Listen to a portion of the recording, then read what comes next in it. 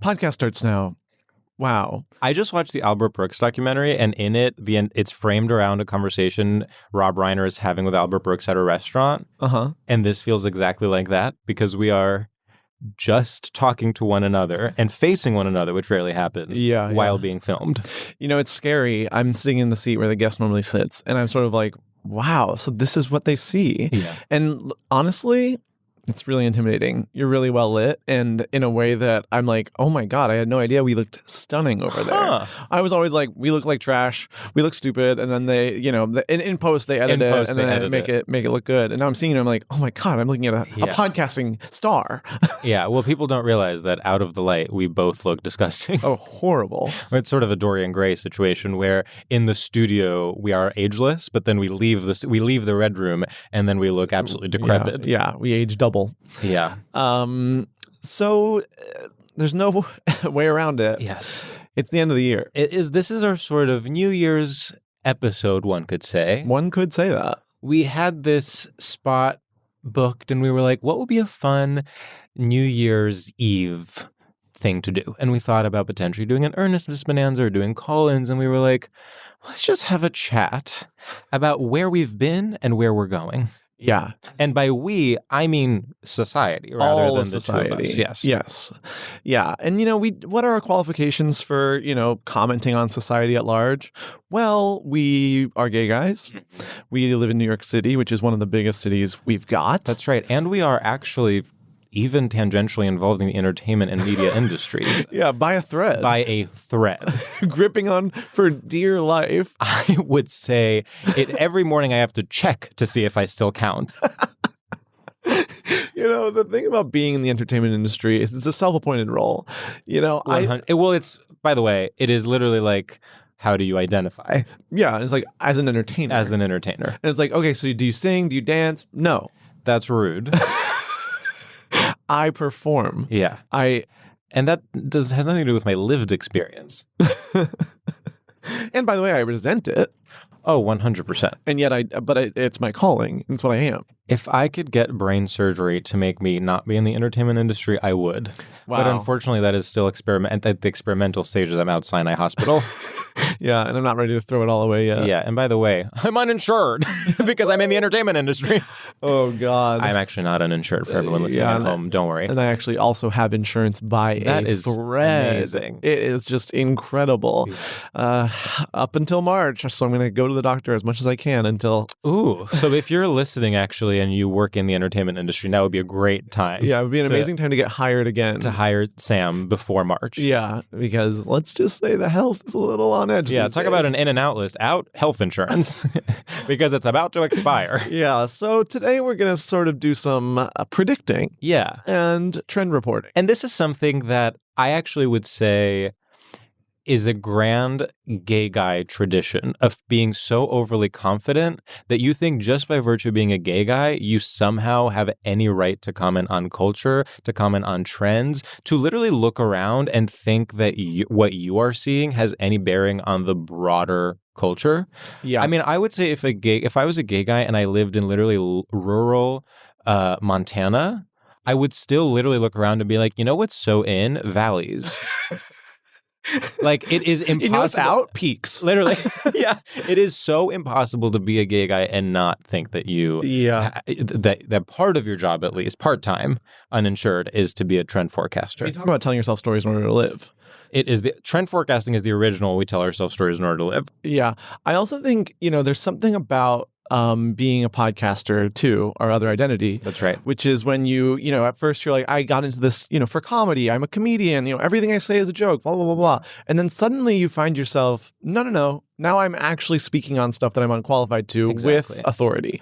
Well, it's like your thing about how everyone ultimately ends up working in marketing. Yeah. All gay guys ultimately end up being amateur trend forecasters. And by the way, not very good ones. Like, I actually think... Not to be gender essentialist, to me, I think a woman is a better trend forecaster. Oh, and why? I think that because women for so long have been pushed aside in our society, they have gotten very good at noticing things because they have to always be operating at 15 different levels. I mean, it's this whole like, oh, you're a businesswoman in a meeting. What is the right tone of voice to speak in? What is the right amount of times to apologize? They're always thinking. Whereas gay guys walk into a meeting and actually open the door and accidentally bonk someone in the head because they are not aware of their surroundings. So it's two very different subjectivities. And so I think, but at the same time, that's not going to stop us from trying. No. It would be disrespectful to the gay rights movement if we were to stop trying. Yeah, Jamila Jamil would send us a cease and desist. She would say, as an ally, fuck off. Yeah, I expect better from you. Exactly. You're leaders of the LGBTQ plus community by virtue of having a podcast. and with that, you need to be forecasting trends now. Yeah. For that little boy in Montana. It is actually, yes, I agree. I mean, it's like everyone is forecasting trends. Who are we to have a microphone in front of us and not forecast trends? Yeah. So with that being said, I think we should dive right in. We're going to forecast our trends. And here's what's in and out for 2024. Yes, exactly. In and out for 2024. We both sort of jotted these down separately, and we're going to go one by one and sort of start gabbing. So should we do out first or in first? Out. Let's start with an out. Do you think so? Sure. Okay, so out. I have my first one, actually, that I think is relevant to something you have, and so we can do both of them. I have therapy speak is out. Yeah, and I have, we wrote this separately. I wrote just therapy. Yeah. Which I actually think it's important. I want to discuss these two in tandem because I think they are actually very different. Yeah. Therapy being out is actually very different than therapy speak being out. Yeah. So why do you think therapy is out? Well, I do think it starts at therapy speak. I think therapy speak is out and people know you can't self-diagnose all the time. And there's this thing of you can't just say you have ADHD because you are weird. Mm-hmm. To which I say, watch me. But I also think therapy is out because there's been, over the last decade, a push of that we all need to be in therapy. Therapy is good. We need to get to therapy.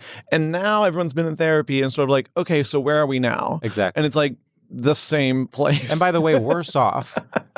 Actually, way worse off because now this is always the push and pull that I'm always obsessed with is self-awareness doesn't necessarily mean fixing yourself. I'm almost we've learned enough about ourselves. Yeah. It's time to stop looking inward and start moving forward. It's time to suppress and move forward. Yes. I think you are pointing towards a cognitive behavioral future rather than a psychoanalytic one. We need to change our habits rather than focusing on our relationship with our fathers. Yes. It's are you sleeping? Exactly. What's your morning routine?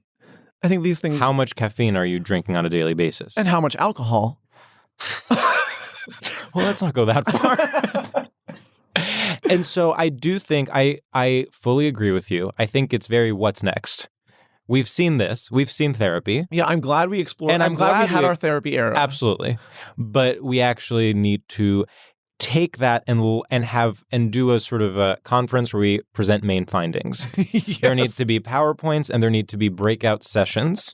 Yes, 100%. And then I actually think we need to get all the therapists in one room and decide which of them are actually making a positive impact and which of them are making a negative impact. This is another big part of the therapy is out because we are learning that therapists are literally just our friends. Some of them are even gay guys. Some of them are just people. Mm-hmm. And that is one of the scarier things. Yeah. Surgeons, I can proudly say I'm not friends with a single surgeon. If I meet a surgeon, it is akin to meeting Jake Gyllenhaal, for example. I would be this is shocking, and I'm going to tell my friends that I was at a dinner party with a surgeon. Uh-huh. For example, if that were to happen. Uh-huh. So, that being said, the opposite is true for a therapist. There are many, many people in my life who have become therapists, and I'm sort of okay, well, if you know me casually, I don't know what your qualifications are. Well, you are also pointing to something that is even more interesting, which is people becoming therapists as a second act after they have already tried being a writer-performer. Yeah. People becoming therapists as though it's the equivalent of going to and I'm not, this is no disrespect to nurses who are quite literally the number one heroes of our society, but it's very like gay guys used to go to nursing school when they stopped being in musical theater, and now they're becoming therapists? No, it's disrespectful. That's different. Those are different skills. Yeah. Go to nursing school. Be a flight attendant. There are jobs for you. So we need to figure out what's going on with therapy, broadly speaking. And do you want to talk about therapy speak? And therapy speak, just briefly, to me, I'm like, there has been so much media representation of therapy as well. It's like the Showtime show Couples Therapy, I feel like, had a real moment. Also, the way that pop culture is covered online is very like, you'll never believe who gaslit someone else by, re-traumatizing them. And it's like, well, I just want to read People magazine. Yeah, and I want this to know, used to be hot or not. I want to know who wore it best. I don't want to know who gaslit who by re-traumatizing them.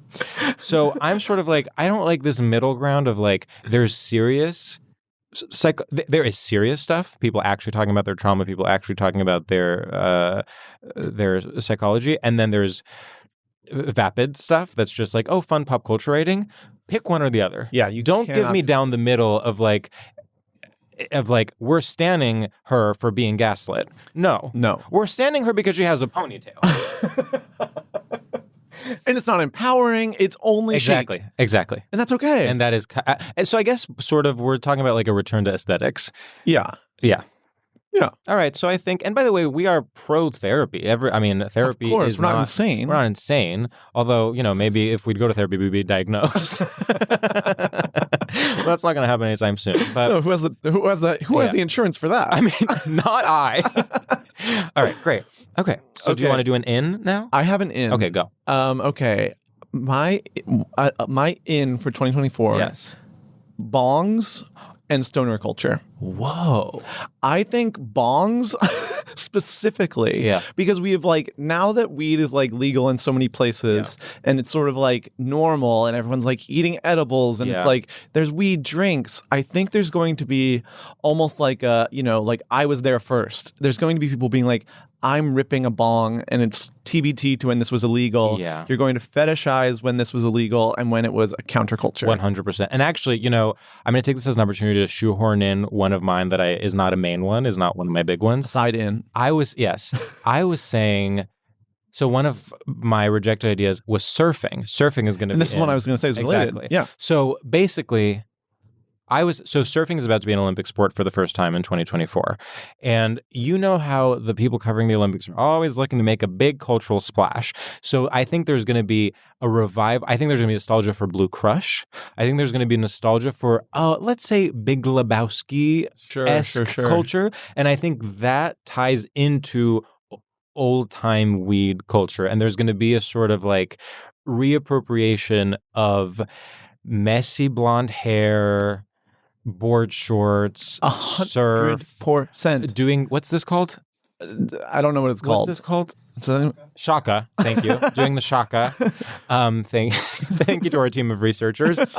And even almost like, I'm thinking of like when I used to watch the OC. Yeah. Like that level. It's like the dad goes surfing. Yeah. Well, I also think there's like a gatekeeping element to this type of culture where it's like, we had to do it in high school. Like we had to be around this stuff. And it was sort of like, our 20s were all about being like, I'm so glad I don't have to do that. Now I can wear exclusively American apparel and be like this type of hipster.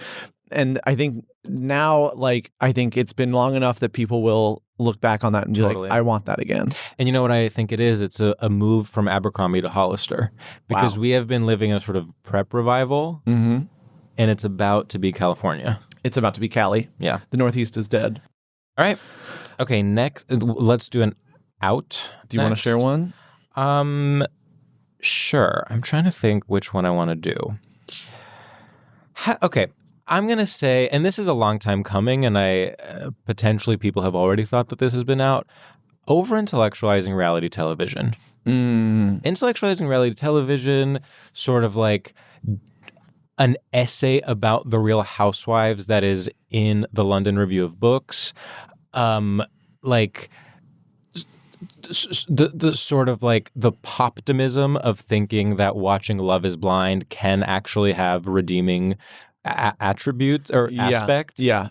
That's over. Completely over. How do you think someone should view A Love is Blind moving forward? Shamefully.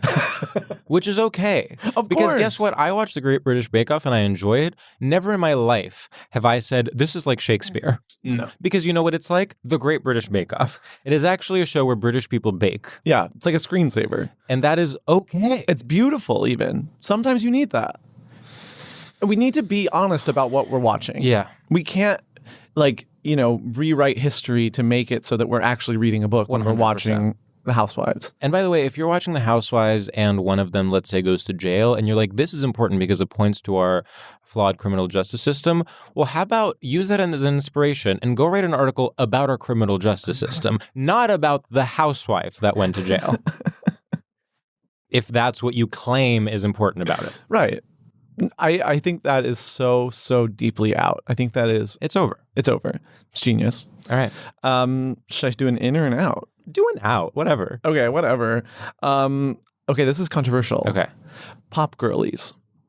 I think the idea of being a pop girly is actually out. Can I tell you one reason why, for my personal life, I agree with you? Yeah. I still have not listened to Houdini. Oh my God, And George. I have no desire to. That is so upsetting to me. Why not?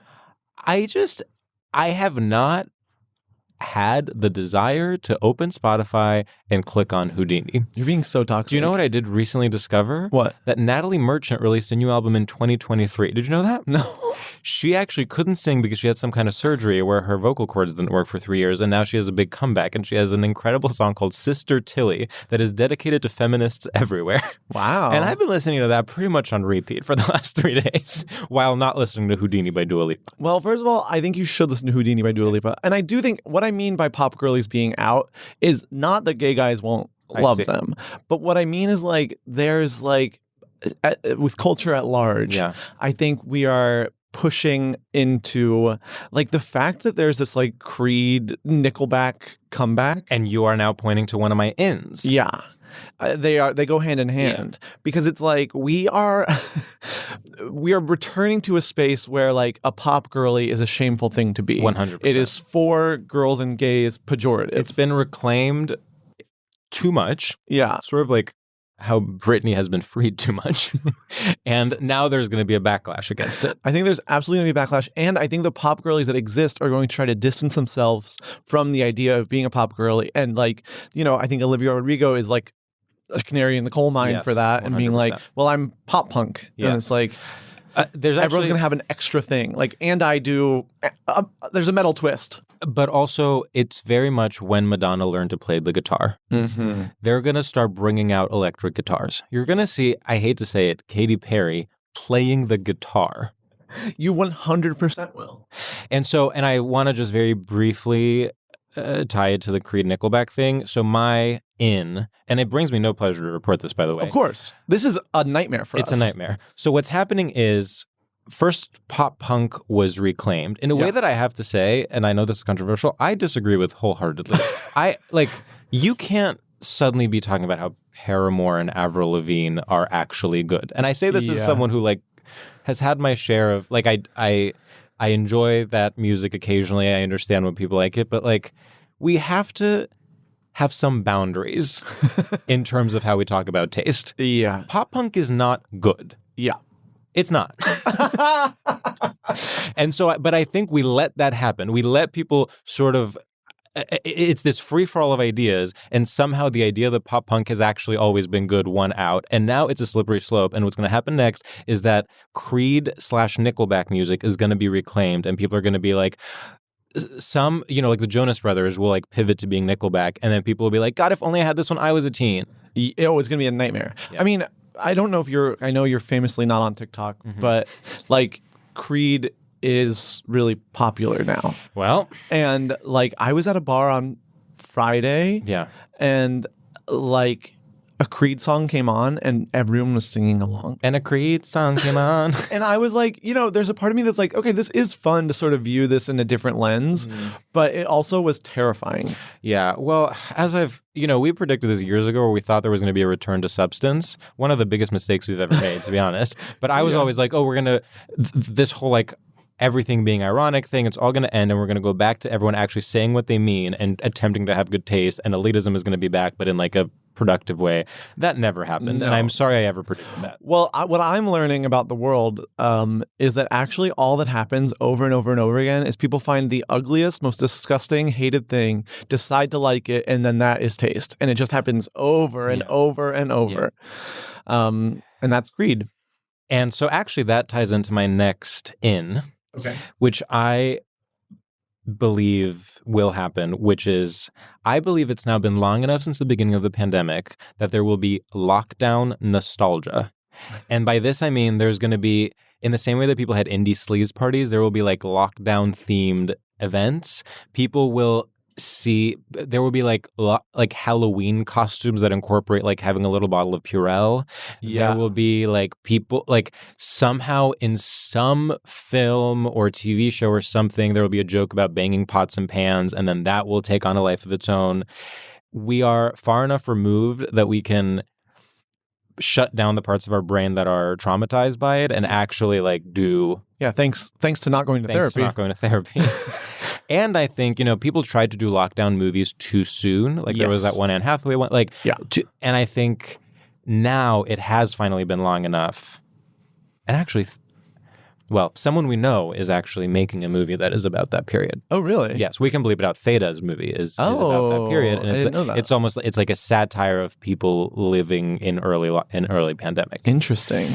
So that's my in. And again, unless I get paid. I mean, I have to say, I think that's true. I agree with that. I mean, I have a day where I'm like, you know what, I'm staying in. Like I am like, I'm doing like a little lockdown day. Yeah. Like I'm like, it's like felt like a pandemic day. Yes. And I like say that with like joy. Mm-hmm. And it's weird. It is. And by the way, I'm now realizing it might even be not a film, but a music video. It might be a music video that does early lockdown nostalgia. Couldn't you see a sort of, honestly, even Olivia Rodrigo, like some pop star doing like lockdown drag? I mean, I know we've talked about this, but looking back on the Ariana Grande, Lady Gaga VMA's performance of Rain on Me when they're both wearing masks is one of the weirder things to do, because you're like, I remember I was there. This was not that far ago. And yet this feels like I'm watching a different planet. Mm-hmm. So I think that's genius. Great. Okay, I have an in. Okay. I think being midwestern is back. I see it. I think as we go into an election year, people will be trying to claim they're from Ohio. If they say they grew up in a wealthy family in Manhattan, they'll be like, but I went to college in Michigan. Right. And I think everyone's going to be sort of trying to claim middle America, swing state, and even blue collar. Oh, interesting. My mind went to Midwest as a sort of a safe, it's like, let's say you're trying to be as uncontroversial as possible. You're like, oh, if I say the South, that brings up feelings for people. Yeah. That brings up statues. Yeah. It brings up flags. Yeah. But if you say the coasts, then you're suddenly an elitist. Yeah. The Midwest is sort of this like centrist haven. Yes. I think that's 100% it. I mean, I think there's two things. I do think that is one of them. And I also think people will want to be relevant to the election conversation. Yeah. Which states do you think will trend? I will say, I do think for some reason, I think it will be Ohio. I was literally about to say Ohio. I think Indiana is actually too Republican. 100%. And Indiana's Mike Pence. Oh, it's a terrifying place. No, I think Ohio is going to have a moment. I think Columbus is going to have a moment. Columbus is back. Cleveland? Are you kidding me? Wow, that is so... I literally was about to say Ohio, and I was like, it would be embarrassing if we said a different state and didn't speak at the same time. No, Ohio is back. It's going to be Ohio. Way. It's going to be Ohio. It's going to be Ohio. Okay. Okay, I guess we should move to... I'll do an out. Okay. Ceramics. Oof. Yeah. And I like ceramics. Of course. What are you going to put your flowers in. There is something about the ceramics industry where it's been a bit too democratized. And I will call myself in and say that is also probably true of comedy and podcasting. I'm not saying I'm some authority. Like in the same way that everyone has a podcast, everyone is a ceramicist. It's actually true. There is out of nowhere, once a week, someone on Instagram will be like, I'm selling ceramics. You know what the weirdest part? First of all, I 100% agree. Everyone's selling ceramics and it's too much. Yeah. But at the same time, when you go into a store, you can go in 5 different stores in Brooklyn and they all have the same ceramics. And that really confuses me. Right. That makes me feel like we all are just like, we're being lied to. Well, I do think, this is a big conspiracy theory of mine, I do think all small boutiques in a sort of Brooklyn and Silver Lake, all small boutiques that sell candles and ceramics are quite literally owned by Airbnb or like a big corporation like that. I think you're so right. And it is, like, because it's not a supply and demand thing. Like, someone is funding this and it is dark money. So I almost think that is a different issue to everyone suddenly trying to be a small batch ceramicist. It is a different issue, but it calls ceramics into question generally. 100%. I mean, I wonder if the small batch ceramicists are a response to the small stores. It's so true. It's the alt comedy of big ceramic. Yeah. That said, and the other thing with ceramics is that they're always sort of, and I understand why they're overpriced because it takes a lot of effort to make them. And who am I to be like, no, they should be $2. But at the same time, I have something mean to say. What is it? It's not that hard. I just think a lot of people with ceramics are, they finish their bowl and then they're like, okay, let's sell this. And it's like, no. Have a hobby. Yeah. Like, let's pause. You made a bowl. Be proud of yourself. But this shouldn't be for sale yet. It's like they're like putting these bowls out that, they're like, but there's a ton of character. And I'm like, sure. Yeah. But you also are just trying to sell a lumpy bowl. No, I completely agree. I mean, again, it's this rush to monetize. Well, it's our capitalist society. It's a nightmare. Society. But at the same time, just do ceramics for you. Give them out as gifts. Yes, give them out as gifts. Display them in your home. Yes. If you want, take a photo of them and post them. Oh, sure. I'm not going to stop you. No, I can't. But I'm certainly not going to pay $78. Yeah, I might not even like the picture. Uh-oh. All right. But I'll see it. Okay, let's see. Okay, I have an out that's a little adjacent to the therapy conversation, but different. Class consciousness. Wow. Say more. Well, I think, we've had all of our commentaries and all of our critiques about this movie is about wealthy people and how they're actually not good. And this show is about wealthy people and how they have all the same problems and it's actually worse. And the greed. And I'm sort of like, okay, so now we've said it. Mm-hmm. And yet we are still living in the society. Yeah. And it's almost like, it's that thing where I think we're being aware of it is like, this isn't helping. Well, I think you're pointing also to something that a lot of us don't want to acknowledge, which is that satire has no power. Quite literally. And I say that as a big fan of the genre. Truly, it is, if anything, oh my God, sorry. My mom's calling me. If anything, I stick up for it in a way where sometimes people will say, oh, that went too far, or like, I just saw that movie Dream Scenario with Nicolas Cage. And I'm like, I know what people are going to say about it. And they're going to say that it's too stupid and that it's too whatever. And I'm like, no, that's the point. It's fun that it's just completely crazy and black and white and kind of problematic and reactionary, whatever. But I don't think it's going to change the world. I mean, so few things do. Yeah. I remember, it was very pandemic era, very Trump era when it was sort of like people were doing scathing internet sketches. Yeah. And it was sort of I don't care. I don't want to, just pointing out that it's bad is unless you're satirizing something that's fresh, where I'm oh, I haven't seen that pointed out before. Yeah. Well, as everyone knows, and I can't remember who said this, but capitalism has a way of eating up its own critique and commodifying it. And so to me, satire ended when Parasite won Best Picture. Interesting. Yeah. Actually, honestly, kind of smart.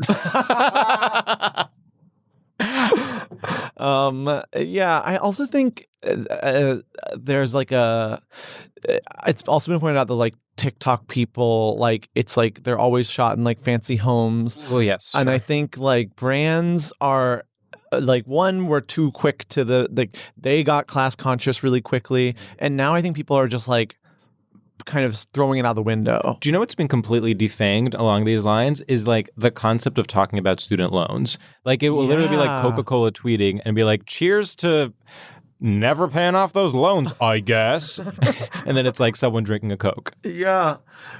It's all become fodder. I mean, even so is like the healthcare conversation, Yes. honestly. So is the healthcare Not to toot our own horn, reminds me of when Theta was on and was like, it actually is unfortunate that like the issue is like capitalism because it's not new or exciting to say it because it just is. Yes. And so we can't get anyone's attention because it's like, well, yeah, that's a given. Well, it sort of reminds me when there was a brief period sort of post-Patriot Act when people cared about privacy and then they just stopped. Like literally no one cares about privacy anymore. And if you go around and are like, we're being surveilled, people are like, what is that insane guy talking about? I mean, I do feel that way about like people being like, they're selling your data. I'm like, I don't know how to care about this. Like, it does sound bad, I guess, when you say that. Yeah. And I'm like, well, if they're selling it, can I get 10%? Like, you're always business minded. Well, like, I would sell my own data if you're getting it. It might as well be me getting the money. I'll tell you where I am right now. Oh, I'll turn on Find My Friends for Biden for a fee. For a fee. Okay. Wait, was that yours? Yeah, that was my out. Yeah, and it was class consciousness. Yeah. Okay, great. Should I go? Yeah. All right. Maybe I'll do an in. Oh, this is a big one. Nipple rings. So I believe that an A-list celebrity will either for a role or in real life get a nipple ring. Yeah. And it will. Okay, so you know what was botched? Florence Pugh having a septum piercing. She thought that would make an impact and it didn't. Damn. But this is going to actually make an impact. It's going to be like right. It's not going to be Ryan Gosling, but it'll be like and not Timothy, but it will be someone that is an A-lister enough. You know who it will be? Who? Troy. Do you think he's A-list enough? I think he's up there. See, I was thinking it will be a straight man. Oh, really? Yeah. No, I don't. This is not a gay. Like, I think it'll be. Like, I almost think there will be like a paparazzi photo where Daniel Day-Lewis has a nipple ring and has had one this entire time. You know what I mean? Like, it'll be something like that. You know, okay, in a similar, Joaquin Phoenix. Yes, like what? Yes, promoting Joker 2. Yeah, it'll be Joaquin Phoenix. It'll be. I was about to say Jared Leto, but again, he's too old. It'll be someone exactly like that, and then. All the various people at GQ magazine will write about it, and it will be written about in some fashion newsletter, and then there will be some podcast about the cultural history of the nipple ring, and then someone will talk about how, like, actually people think it came from this place, but and then we'll be too far deep, and then it will become, in fact, the new septum piercing. You know how a septum piercing used to be like so out there, and now literally like a girl who works in branding will come in and be wearing a sort of oversized blazer and a septum. Yeah, and she'll be like, we're so excited to work with you guys on the project. Yeah. And, Q1 has been amazing for us, and we just love what you do. And so we just want you to bring your unique voice to this and, just have some fun. And she has a full bowl septum piercing. Yeah. The one thing stopping nipple rings from fully taking off, I think, is that I think they actually really hurt. Well, and I think that will be like that's only, and it's only a speed bump. People do stuff that hurts all the time. Totally. But I think like for it to really trend, the celebrity has to do it, and then suddenly like 4,000 people on TikTok do it. But I do think it being painful will stop people. But guess what? What? That's what the videos will be about. Everyone will be like, no one tells you that getting a nipple ring is actually painful. Get ready with me while I get my nipple pierced. Yeah. But I do think it'll be like, this new trend is actually painful. Oh my God. Because then there's going to be videos about like mine got infected and like follow me on my multi-part journey. Brought to you by Colgate. Literally. Wow. Yeah. Huh. So there you go. Well, we should get them. I don't want to. I don't want to me. either. I do think actually it would look good on you. I don't think I don't have the body for it, and I'm not saying that as a fish for compliments. It's just there are different body types, and I think you actually would look good with a nipple ring. I'd have to change a lot of my stylistic choices. I think, I don't think the Fair Isle sweater when you pull it off, and you see would a nipple certainly ring. chafe. Okay. Okay. Let me see what I want to do. I'll do an in. Okay. Terry Richardson style photo shoot, but without acknowledging who Terry Richardson is. 100%. And actually related to that, Woody Allen movies not acknowledging that they're influenced by Woody. Like Woody Allen-esque comedies not acknowledging that they are clearly ripoffs of Woody Allen. Wow. Yeah. There will be actually, and I would say across the board, things clearly influenced by quote-unquote problematic men that just refuse to... You know what actually, where I really noticed this? Where? In the Albert Brooks documentary. How so? Because it is a very clear connection that Woody Allen is his contemporary who made similar movies about neurotic men who are like bad with women. And this is a film that is mentioning like other contemporaries of his, like what the vibe was like at the time, like whether or not he was the first person to do such and such. And the parallel is right there. They are almost the same age. They had a very similar sort of trajectory from being like a very alt comic to being an auteurish filmmaker. And the name Woody Allen was not mentioned the entire documentary.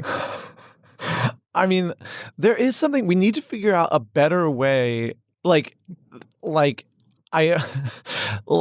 just not saying who they are. Yeah, totally. Because this keeps happening. And it's sort of like, there's something like we think we're doing the right thing, but there's got to be a better way. Because it almost allows people to not feel like they did anything wrong. Where it's like, no, that just never happened. Totally. And it's like, no. And then you open yourself up to critiques of like cancel culture and blah, blah. It's well, if we're not allowed to talk about it, then we can never heal. 100%. But sorry, I sort of steamrolled your idea. No, Terry Richardson. So Terry Richardson. I mean, I think it's the natural progression from indie sleaze. 100%. And I think it's also something that's relatively like easy to do at home. Yeah, very much so. And I think that style, it's like slutty, but it has like hints at being artistic. Mm-hmm. And it's it was such an era that it is like a clear thing to reference. But I also think that specific little dance, because he was like canceled or whatever, it almost feels like you're finding it for the first time.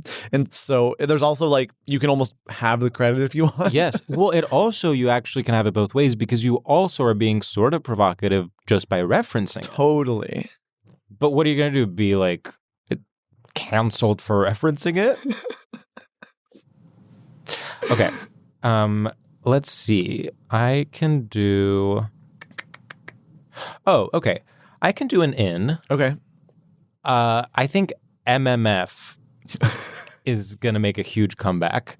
And I think that... So a big one, obviously, there's just a lot of like movies that have two men and one woman and they are sort of sexual. There's the Zendaya tennis movie, Challengers. Yeah.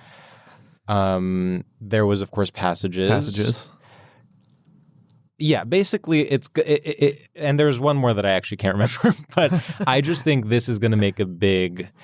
If anything, this is sort of the end game of the Harry Styles conundrum, is like sort of like straight-ish men, quote-unquote queer baiting, even though we don't care about that term on this podcast. Yeah. Like, what is the end game? It's MMF. It's like literally being like doing something gay and while doing it being like, this is not gay. And I'm straight.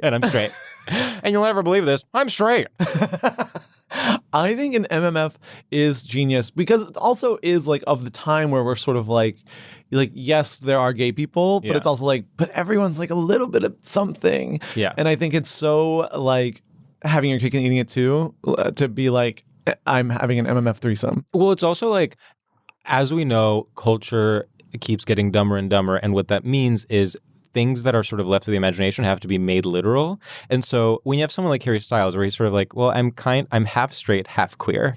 You actually need to visualize that by him being on the red carpet, kissing a man and then kissing a woman. Like it's like, we need to make this clear. He's kind of straight, kind of queer. I mean, I even see it with gay guys, though. Like, I think gay guys are like, okay, we've like said we're gay for a decade. Yeah. Like What's next? They're literally like, no one's talking about me anymore. Totally. It's time to like expand my horizons. Yeah. And this is not about bisexuality. Of course not. That's not what we're talking about. We are talking about MMF. Yeah. And I'm specifically talking about gay guys because I think it's really trendy in gay guy circles right now to be like, well, of course I would sleep with a woman. Yeah. Like we're sort of, there's a reaction to the like, Y2K era, like vaginas are gross. So I think now it's like, well, I would sleep with a woman. Well, of course, I'm not opposed to that. It's like, yes, I prefer men, and so I think this also literalizes that feeling. Well, it's gay guys becoming metrosexual in the other direction. Yeah. In the 90s and 2000s, we had straight guys that were like, wouldn't it be fun if we were kind of gay? And now we have gay guys that are like, wouldn't it be fun if we were kind of straight? It actually, who stays winning for the MMF conversation? Men. Because straight guys get to be a little gay guys get to be a little straight. And then they get to just like distract from the fact that they were straight all along. Yeah. Wow. All right. I think this is huge. Yeah, the MMF I think, thing. and I that also actually scares me. I do think people have not been sort of so the Zendaya movie, and maybe I'm wrong, and maybe it will flop. But to me, I'm like, it's MMF, it's Zendaya, our biggest star, it's Luca Guadagnino, it's tennis, which I have long said is about to really go big. One of these days. One of these days, and I just think it's gonna really happen. Wow. I mean, I think you're totally right. I also think it pulls in, like, it's like a soft launch of, like, mainstream poly. Yes. It's like, because, there's so many different relationship styles right now. Yeah. But I feel like still it's, like, kind of weird to be, like when straight people are open, people, like, are judgmental of that. Mm-hmm. And I think this is a new thing. This is going to make all of that an easier conversation. Yeah. So in that sense, I guess I welcome it. I welcome it. I actually think it's going to be a sleigh. All right. It sounds hot. Okay. This one is also, I'll do a sexual one. Okay, a sexual in. I have hand jobs, both in media and in your own life. Now that is interesting. I think hand jobs are back. I think we have I think there's going to be a lot of returning. We've all gone so far. Well, it's high school nostalgia. High school nostalgia. Yeah. And I think we've we've done it all. Everyone's we've done MMF threesomes. And now it's sort of like, what if we just had a hand job? Yeah.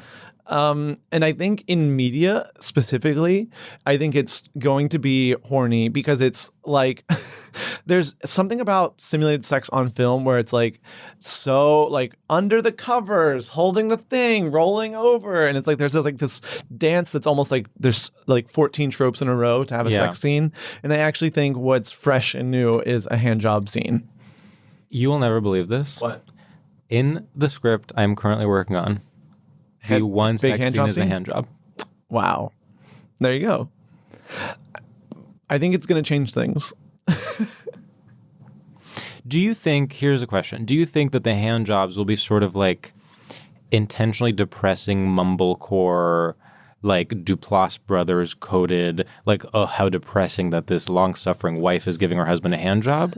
Or is it going to be reclaimed as actually erotic? I think it's going to be reclaimed as actually erotic. Interesting. I see it almost as like under the table at dinner or something like that. Oh, I love that. Where it's like, what if a hand job was really kinky? And you know what else, actually? A hand job is actually... It's... Okay. In terms of the gender dynamics of a heterosexual hand job, okay? Mm-hmm. On the one hand, you can say it is... The man is leading the way. He is the one being serviced. Sure. But on the other hand, there is a woman that is taking the most vulnerable part of you, and she's in control of it. If she wanted, she could pick you up from it and throw you across the room. I mean, she's been lifting. Yes. So I think I actually think hand jobs will go from being disempowering to being empowering. I think they're going to be very empowering. I mean, I do think there is already like a little bit dominating. Yeah. Because also it's not mutual. It's like I'm completely clothed. You are Exactly. naked and I'm jerking you off. There's going to be a scene where a man is talking and he's talking like too much, and the woman, to shut him up, grabs his dick. Yeah. And she's like, shut up. All right, I'm in. Done.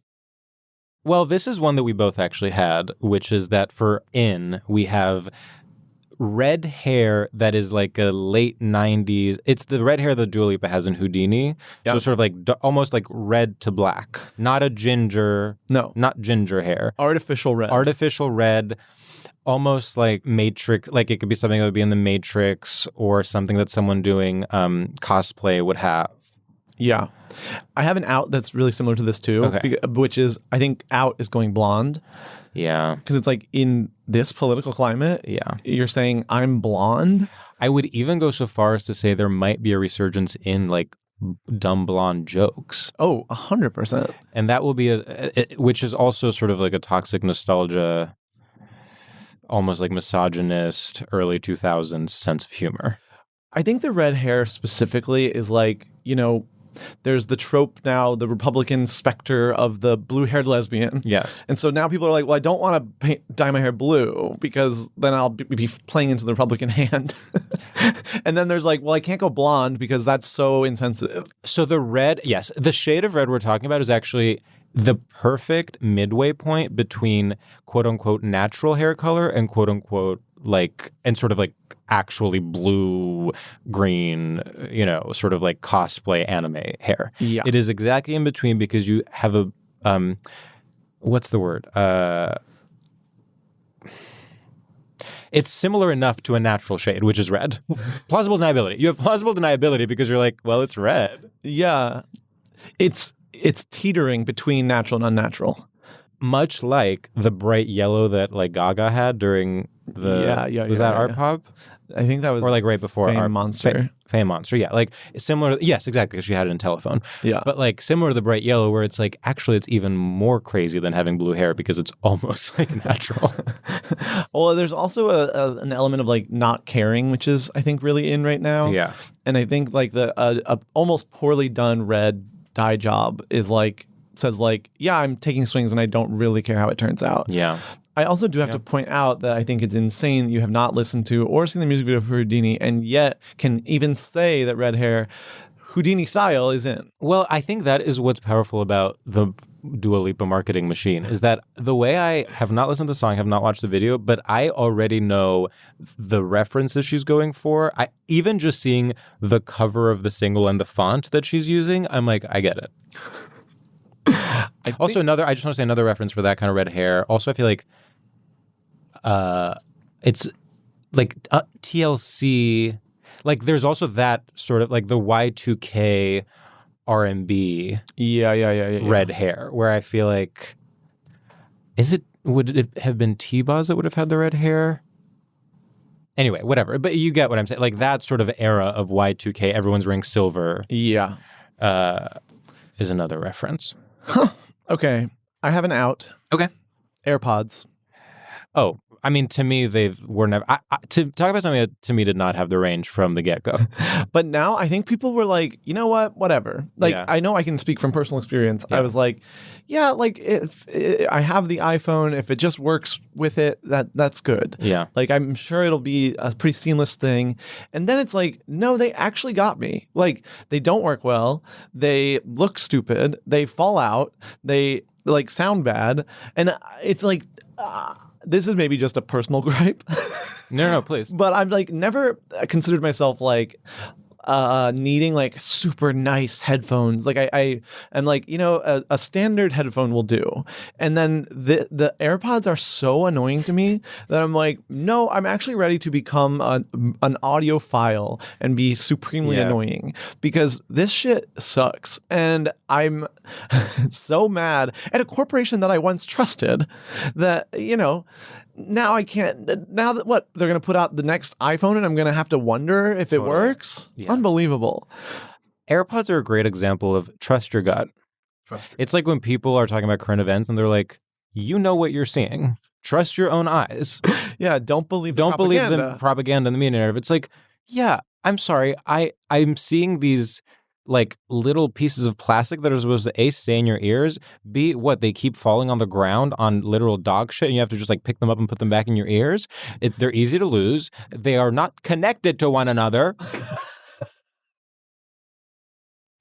What do you want me to do with that? It's insane. They also symbolize like, the business person on a call like screaming at someone. 100%. There's a coldness to them that is like, I actually don't want to be a part of that community. So I want to say, what are normal Apple headphones called?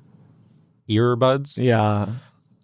I'm not saying they're a perfect product, and admittedly, I am not an audiophile. I am okay just listening to my earbuds on the subway.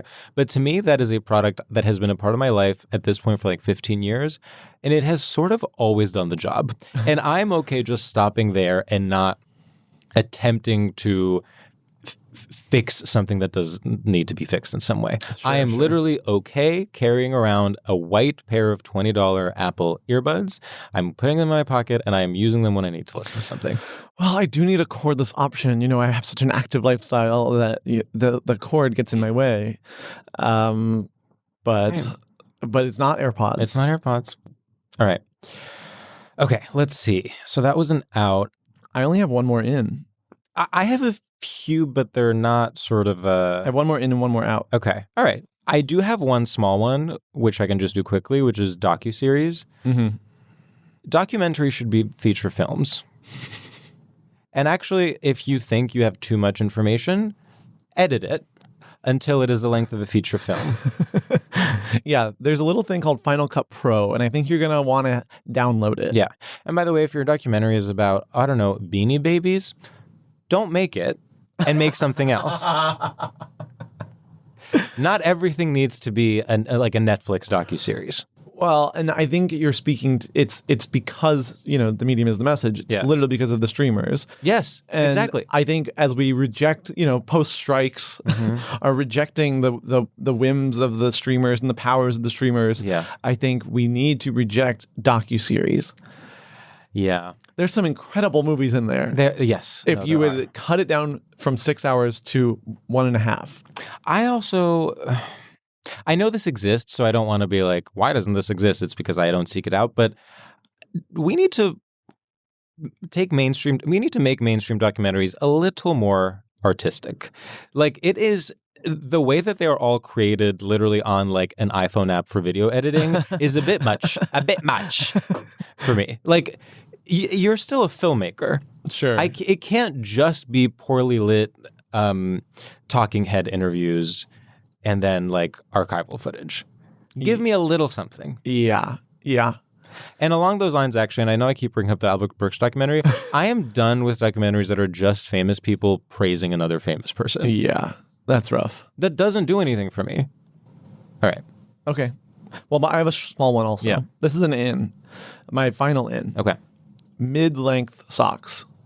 Oh, yeah. I think Commit to something. The high is out. Yeah. And I think the low is out. So what's in? Mid-length. Oh, mid-length is in. I thought that was an out. In. Oh, okay. I think... Oh, wow. All right. I think it's, again, as we go into election year, yeah. I think people are going to be going towards the center. That's true. I think centrism is in.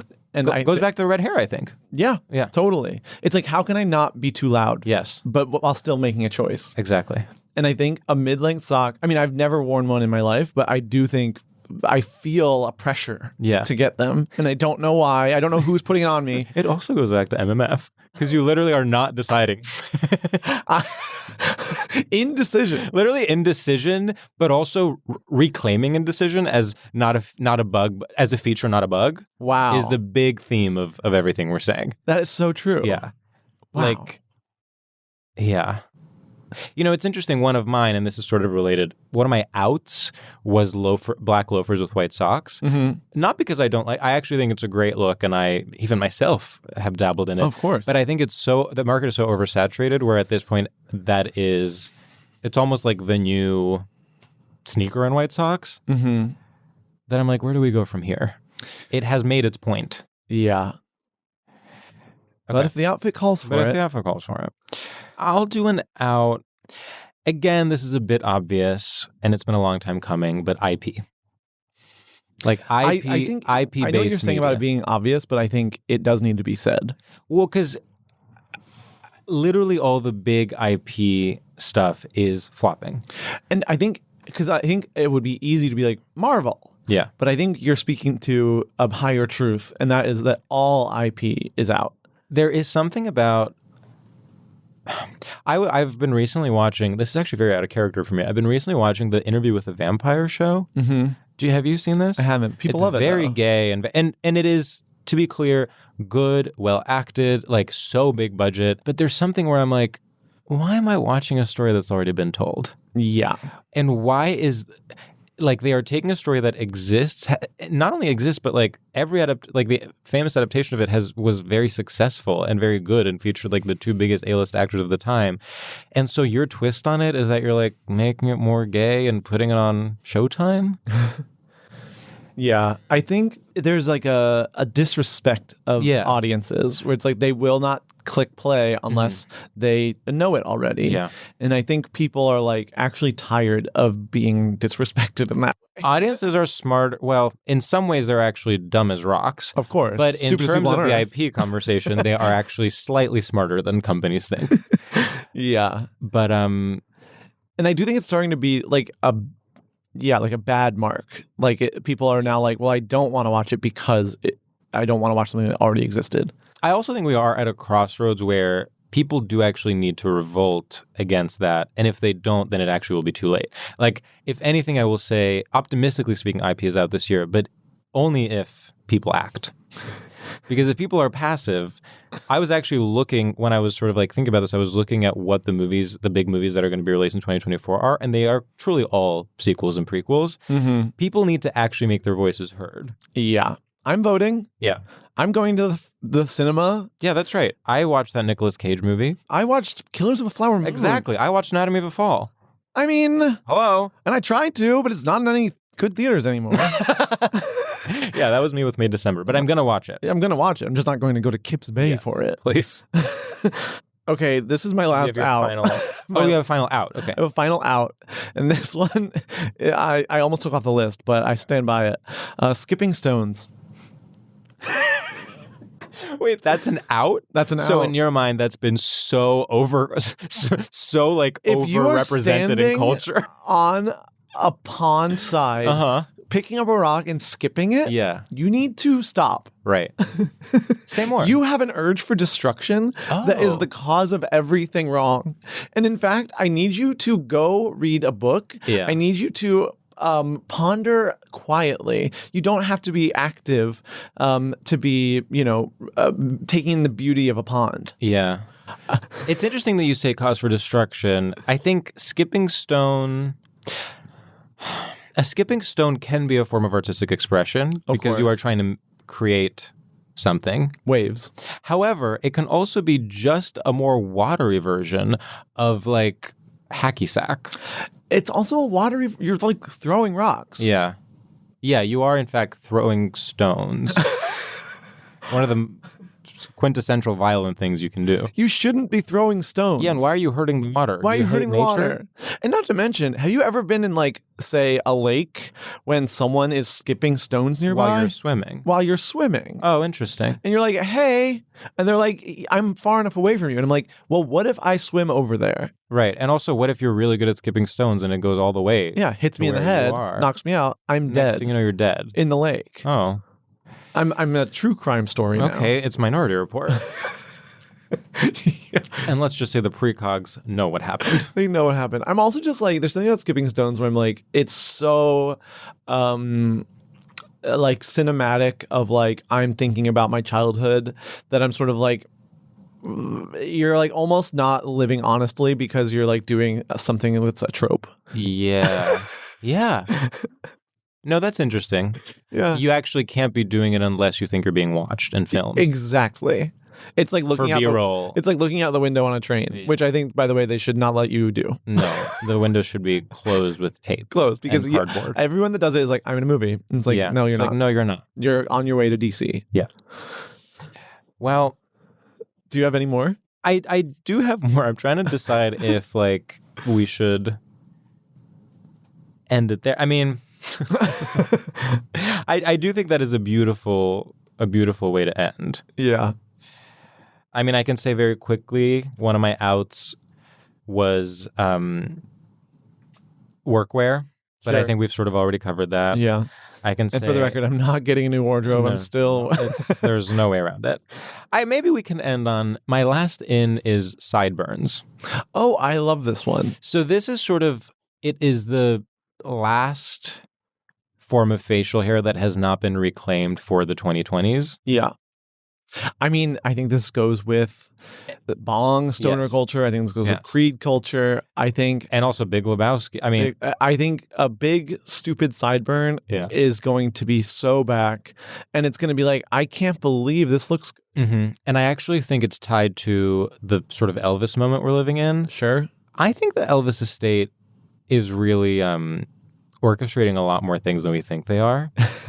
Yeah, they're putting all the ceramics in all the Brooklyn stores. Yeah, like I also, this idea that they don't want Priscilla to be released, I am not buying. No. I think they like the drama of it, and I think anything that drums up interest in Elvis, who, I don't see this as a hater, but I can't imagine caring about Elvis. That is so outside of like the things currently relevant in our culture, and yet there are 2 Elvis movies that have come out in the last 3 years, and both of them are big Oscar contenders. It actually does make me feel a little bit insane in a way where I'm just like waiting for the Elvis moment to pass because it's never spoken to me, and I know like if I didn't know who I was. In a more profound way, I would be like, maybe I love Elvis now. Like maybe this time I love Elvis, and I'm so proud of myself. Mm-hmm. I mean, Elvis is like dorm poster. It's like it is something that someone with a complete lack of any personality gravitate toward. When I was in college, I was like, high school, maybe either one. I was like, I guess I love Johnny Cash because the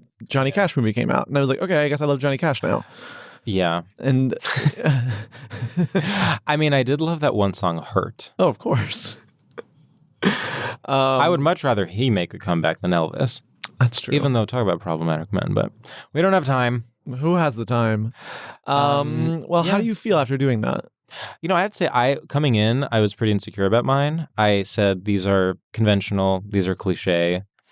But after talking them through with you, I actually feel like we made some incredible points. I think so too.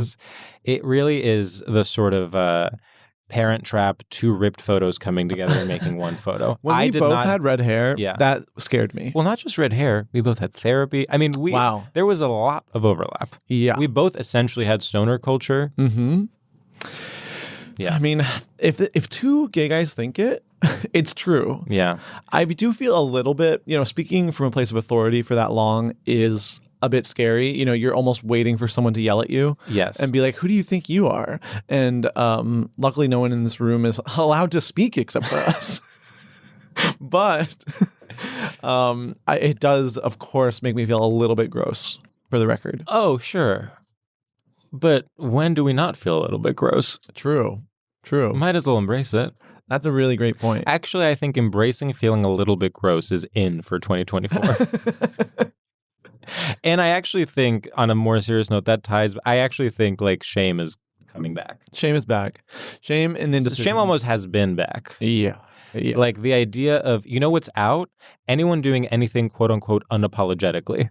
Unapologetic is out. Unapologetic out. is so out, it's insane. Yeah. Please be apologizing. And actually, when, next time someone is being unapologetic, that it's like, whoa, we're not doing that anymore.